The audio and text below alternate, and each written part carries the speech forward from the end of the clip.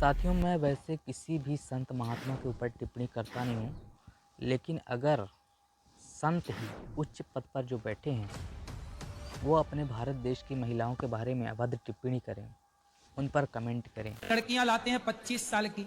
जी। अब 25 साल की लड़की 4 जगह वो मुंह मार चुकी होती है। उन पर गलत गलत शब्दों का मतलब का प्रयोग करें।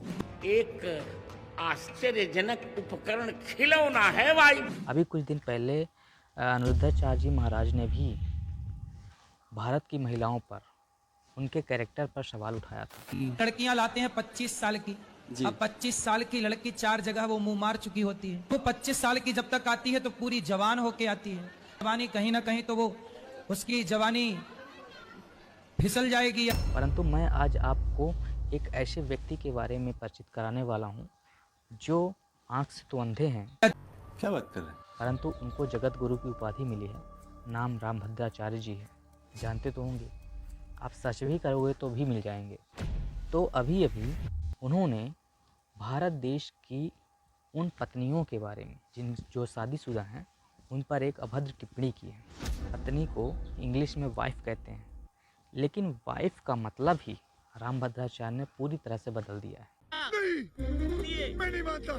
दोस्तों, कोई भी व्यक्ति नहीं चाहेगा कि जो रामभद्राचार्य जी ने कहा है वह कोई भी अपने घर की बेटी पर, बहू पर या बहन पर लागू नहीं कर सकता है। वो बहुत ही नीच व्यक्ति होगा जो इन शब्दों का मतलब अपने घर की बेटी, बहू या फिर पत्नी पर लागू करेगा। सोचिए कितनी गंदी मानसिकता होगी।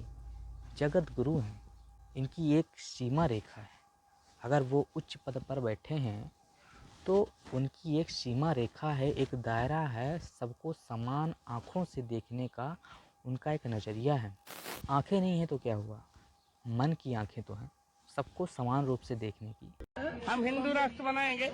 हिंदू राष्ट्र बनाएंगे, बहुत अच्छी बात है, मेरा भी सहयोग हिंदू राष्ट्र में। परंतु किसी स्त्री के बारे में ऐसी टिप्पणी करना एक जगत गुरु को शोभा नहीं देती है।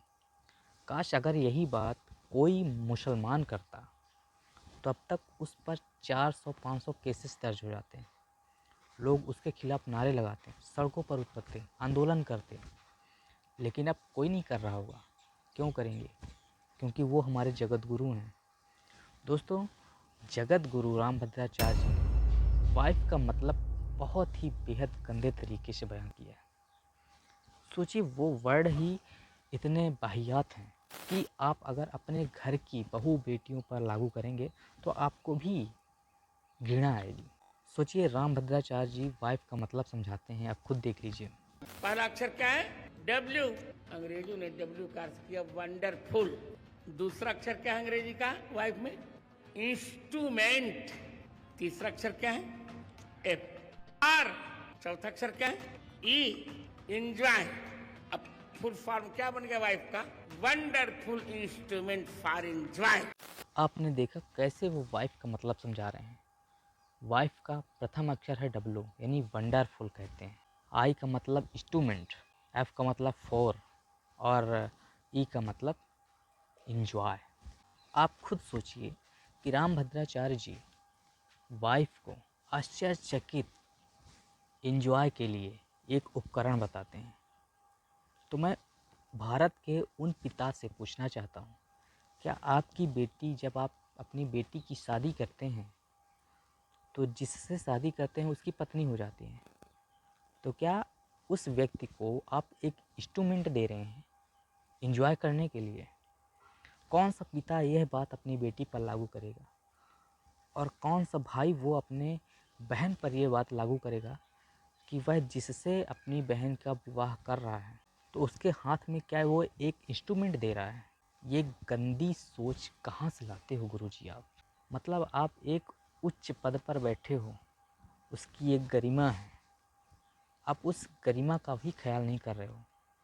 हमें तो लगता है कि आप जिस स्त्री से पैदा हुए होंगे, क्योंकि पहले ज़माना था कि ब्राह्मण जो है मुख से पैदा होता था, परंतु आज ऐसा कभी नहीं हो सकता है और पहले भी नहीं होता था। ये सिर्फ कहानियाँ हैं। तो गुरुजी, जब आप एक खुद स्त्री के बेटे हैं तो एक स्त्री के बारे में ऐसी अभद्र टिप्पणी आपके दिमाग में आई तो आई कहाँ से? आप हिंदू राष्ट्र घोषित कीजिए, कुछ भी करिए, परंतु आपको इंडिया कल्चर के बारे में शायद जानकारी नहीं है। आपको पता नहीं किस बेवकूफ़ों ने आपको जगत गुरु बना दिया। अगर आपको इंडिया कल्चर संस्कृति के बारे में पता होता तो आप ऐसी भाषाओं का प्रयोग करते ही नहीं। आप वाइफ का मतलब ही ऐसे नहीं निकालते।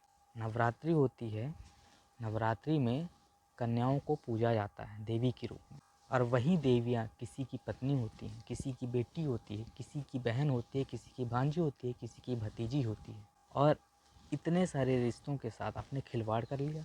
आपने जगत गुरु की गरिमा को गिरा कर रख दिया। अभी तक मैंने जैसा कहा, अभी तक यह जो शब्दों का प्रयोग है कोई मुसलमान करता या फिर कोई आम नागरिक करता मंच पर, अब तक उसके ऊपर एफआईआर दर्ज भी हो जाता, परंतु आप तो जगत गुरु हो, आप पर एफआईआर दर्ज कहाँ से होगा? और कितने मूर्ख वो लोग हैं जो इन शब्दों को सुनते हैं आपके सामने बैठकर। मतलब वो किसी की बेटी है, किसी की पुत्री है, किसी की बहन है, किसी की बहन ही तो किसी की पत्नी बनती है, किसी की पुत्री ही तो किसी की पत्नी बनती है।